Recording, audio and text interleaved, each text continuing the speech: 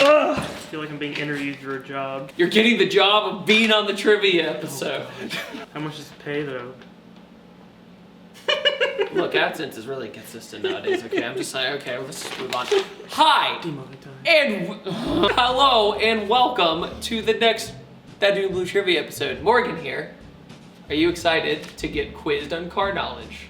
Not even slightly. I'm about to show the entire world how little I know about cars. Okay, look, this is about a learning experience. This ain't about knowing everything, because you think I know everything? Of course I do. So we're gonna go. I absolutely do not know everything about cars, but this is a fun way to learn about cars. Okay, we're gonna start with some fanboy question. Are you ready? Sure. Why'd you buy a Focus ST instead of a suit? I'm kidding. So, what was the very first year of the Nissan GTR? 1990? No. We're talking old Nissan Oh, GTR. you're talking about 2000 GT. Yeah, sure. Yeah.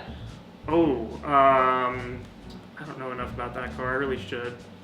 I love this is the best thing about this show is that people go, oh wow, this is gonna be interesting once I learn it. Well, I've never really considered that car like a GTR, even though I guess technically it is. It's just the so first GTR, different. And it raced in a series. It reminds me more of a Datsun, maybe. I don't know. Yeah, that's fair. But it raced in the series and all that good stuff. 1967. I don't know. 1969. Oh, I was close. Yeah, you were super close. So, this is the official statement. The first generation, 1969 to 1972, is the first Skyline GTR, known by the internal Nissan designation of PGC10. That's a heck of a name. I know! It's like a BMW name. We talked about that the first episode. It was released on February 4th, 1969, and was exclusive to the Japanese Nissan dealership network. Called Nissan Prince Store when the Prince Company was just integrated into Nissan operations in 1966. Cool. So a whole bunch of Japanese brands had a baby and made the GTR happen. My buddy's almost bought one for his friend, just as a gift. I almost bought him well, he did buy it. He actually bought the car for him and never picked it up. They had a falling out and he paid the guy and everything and never even went to pick it up. He tried to run me off the road one time. This is getting darker and darker. Let's move on. This is a question kind of sort of related to the last one. Oh gosh. It's not hard. And you're gonna kick yourself if you get it wrong. The other name was given to the Infiniti G35 in Japan and many other Oh, the nations. Skyline. That's right. Yeah. See, that wasn't bad. I know that one because Ricer of the Day Facebook post. They always rip on people every time they call their G37 Skyline. And they'll put the badge in the back with the spaced out text and everything. I remember I was at a car meet in Virginia Beach like 5-6 years ago. Somebody pulled out and goes, "You're such a ricer for having Skyline on your car." And he goes, "But it is a Skyline." Same chassis code, technically. Yep. The G35 Coupe between 02 and 07 is known and classified as a third generation model by Infiniti, but it's also the 11th generation Nissan Skyline. What is the difference? You look so upset. What is the difference between a wet versus dry nitrous kit? Oh, I know you know this one. I think I know this one. Wet nitrous, how it's sprayed. Wet nitrous, you mix with fuel, I think correctly, and you spray it pre-intake, or you spray it in the intake before the fuel mixes in. Dry nitrous, it's easier to run because you don't have. It's a lot cheaper to run too because it's a lot more involved than installing a wet nitrous kit.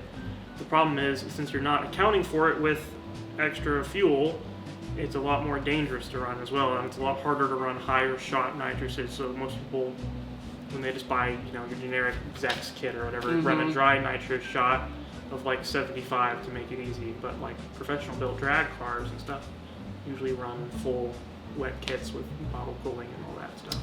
Dry is literally the screw it bottle. Yeah. I want to see if my car will go Plug fast. in So, fitting and that's it. you got it. That is a win. So here's the technical way of saying it. A wet nitrous kit mixes nitrous and enrichment fuel by the means of an injector nozzle that is mounted before the throttle body. Dry nitrous kit injects only nitrous with its injector, while at the same time increasing the engine's fuel rail pressure to feed enrichment fuel through the engine's own Yeah, because injectors. the wet nitrous one you actually have to tie into your fuel. Yeah, like a window switch. Yeah. Yeah, so if you're gonna do nitrous, don't do a dry. I had a dry nitrous on my Of course you did. What engine came in the ridiculously fast supercar known as the Noble M600? Unorthodox, and Noble did not make it in-house, so they borrowed it from something else that you wouldn't expect. Remember, they made a huge deal about this on Top Gear. They wouldn't stop talking about it, which is valid. It's a British company, I think. Mm-hmm. I really should know this because I love Noble cars. Yeah, they're really cool. With that and TVR, one of the cars I really wish they would have. Cigaris, yeah, or Cigaris, however you say it. Really weird car with the exhaust tips out the back, how it goes like the T. I'm gonna take a completely shot in the dark here and say maybe a BMW engine. You try again. Different brand. Maybe like a Ford Crate engine or something. Nope, you're Or getting what is there. So Koenigsegg used to use a Ford Crate engine in their first car, or one of their first cars. Yes, Mercedes. Nope. Damn. So okay, to be fair, the engines you chose are multi-purpose in a lot of other supercars. So I think that's fair. AMG. Mercedes AMG, Pagani uses that. the Zonda engine, all that good stuff. So the M600 uses a 4.4 liter Yamaha built, Volvo V8 engine, which also was used in the Volvo XC90 and S80. You know, I feel like I did remember that in a Top Gear episode. Well, they basically said, this motor comes out of a Volvo SUV. You know, that's basically how they presented it. Like, wow, this is unorthodox, and why did they use this engine? Because it made a crap ton of power. Yeah. And Yamaha, when they have their hands in anything motorized, it's just silly. I never would have guessed that, but I do like vaguely remember hearing that on Top. Yeah, it's probably one of those things that trickled in your brain Yeah, somewhere. that's Uses awesome. 2 Garrett twin turbochargers. Yeah. What's the main difference between the Subaru WRX and the STI of today? 42. What? The WRX and the one like current gen one? Yeah, Well, the new one looks like a Camry. that's true.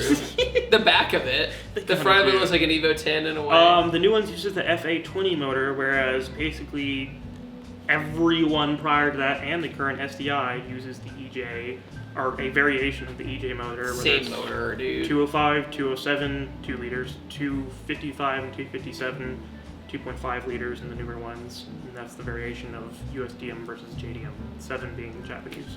There you go. It's almost like you owned one. It's almost like I owned one, yeah. WRX, a little bit smaller motor. STI, a little bit bigger motor. Right? FA20 is a little more reliable too. That's true. So I've been told. And it gets better gas mileage than the EJ25.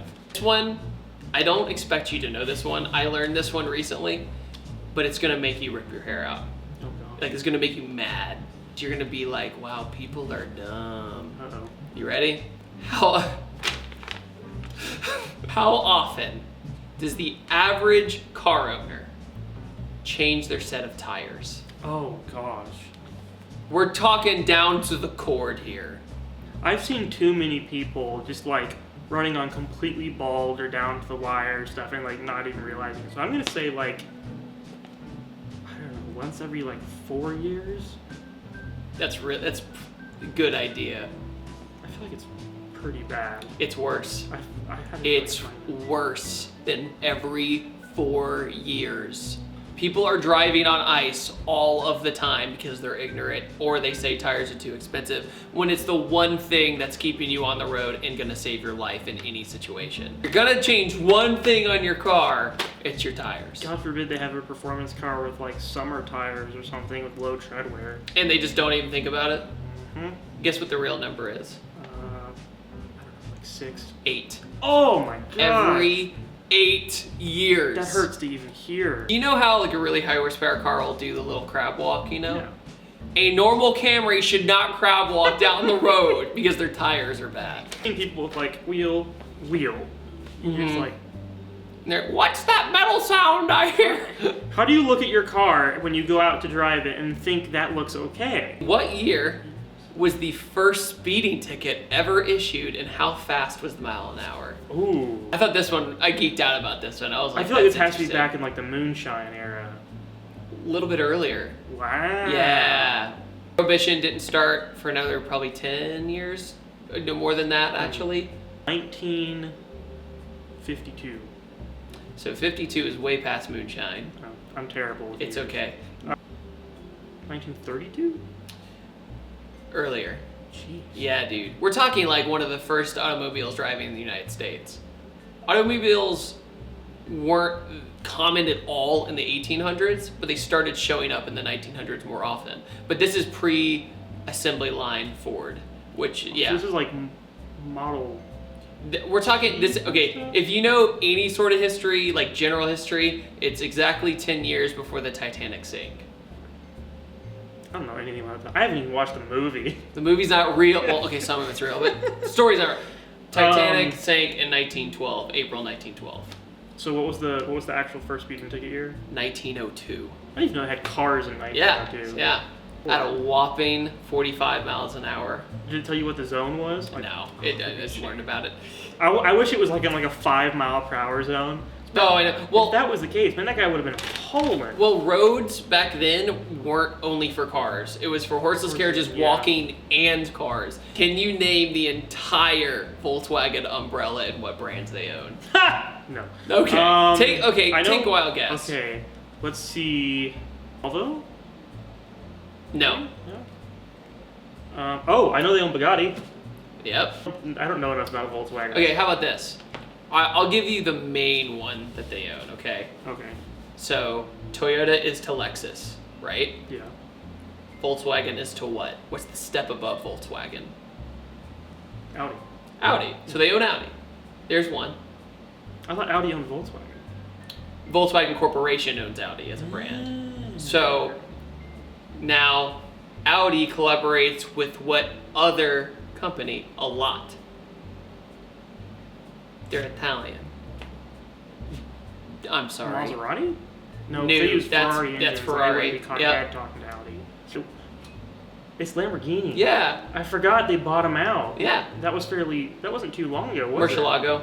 Yeah. Murcielago was the first kind of sort of Audi car. I totally forgot about that, 'cause But there the was, like- Aventador was a lot of Audi, but Lamborghini motor. Yeah. The Huracan is the most Audi Lambo ever Because made. that was in the news and people were like freaking out, like, "Oh, Lamborghini's gonna be terrible now," and then they just. No, we were still young Hang though. on, I mean, yeah. I was only about 10 or 11 when they bought them Yeah. out, so I wouldn't have gotten all of them. I think I would have gotten the ones you named or learned. So Volkswagen passenger cars, Audi, Seat or Seat, however you say it, sorry, Skoda, Bentley, Bugatti, Lamborghini, Porsche, I think a little bit of Porsche, Ducati, Volkswagen commercial commercial vehicles, Scania, I never heard of Scania, and MAN, M-A-N. So I didn't know they owned Ducati. That's really interesting. Yeah, they own Ducati. This one's a fun one though. In what car and what speed was the highest speeding ticket ever issued? It was that guy in that BMW that was on the news a couple weeks ago. No. I was kidding. I feel like it's got to be in something stupid like a Prius. 'Cause those people are just completely. It's something stupid, but the opposite end of the spectrum. Like That's stupid fast. kind of surprising though, because like you think of like the fastest cars, there's always people in these cars that are completely silent and aren't even paying attention whatsoever. And you look down and you're just doing like $140 or something. This is next level. I'm gonna though. guess. I feel like it might have been something on like a track, like not a track, like with filming something. Nope, Probably this someone was doing a something stupid. This was a dude just having fun. 75 mile an hour zone. Lamborghini Aventador. Yeah. I hope it's not a Bugatti Veyron. No. Thank God. You know what's even better? It's my favorite sports car brand. Koenigsegg? Yeah. Agera RS. It is a CCR, one of the first cars old they school. made. Yeah. How fast was he going? 242 miles an hour in a 75 mile an hour zone. The driver was Wow. the driver was arrested and his sports car was towed away, obviously. Yeah. But this is back in May of 2003. That's really impressive. Yeah. That a car could, one of the early gen Koenigsegg's could still go that fast. And the Oh guy yeah, was just, they just weren't as well known yet, Yeah. and Koenigsegg's were always dumb. I mean, they're always so fast. And but it's one thing to say the car can go that fast, And then but for somebody some just does it. average Joe just Yeah. doing that, who's in the probably literally highway- named Joe. Yeah. Full story, fastest known speeding ticket was issued in May 2003 in Texas. So middle nowhere, Texas. The motorist was operating a Koenigsegg CCR, a Swedish sports car. It was allegedly going 242 miles an hour in a 75-mile-an-hour zone. The driver was arrested and towed away. What was the first Japanese car ever imported to the United States? Ooh. But they were here for a little bit, and they're also used as taxis a lot in Japan. And I think it's got to be like a key car, like a... Not a key car. It's a sedan. I reviewed one too when I first moved here. Oh God, David, I've watched you since before your channel even existed. It's a general brand that's still here. Oh, okay. So I'm trying to think of like Toyotas and Nissans and stuff that we don't really have anymore. What is it like a... No, it wouldn't be that. Just say it anyway, because I swear if your brain goes over it, you don't say it. Well, I was gonna say the Lexus LS series, but oh my God, you're so close. But I know that we still have those. Toyota Crown.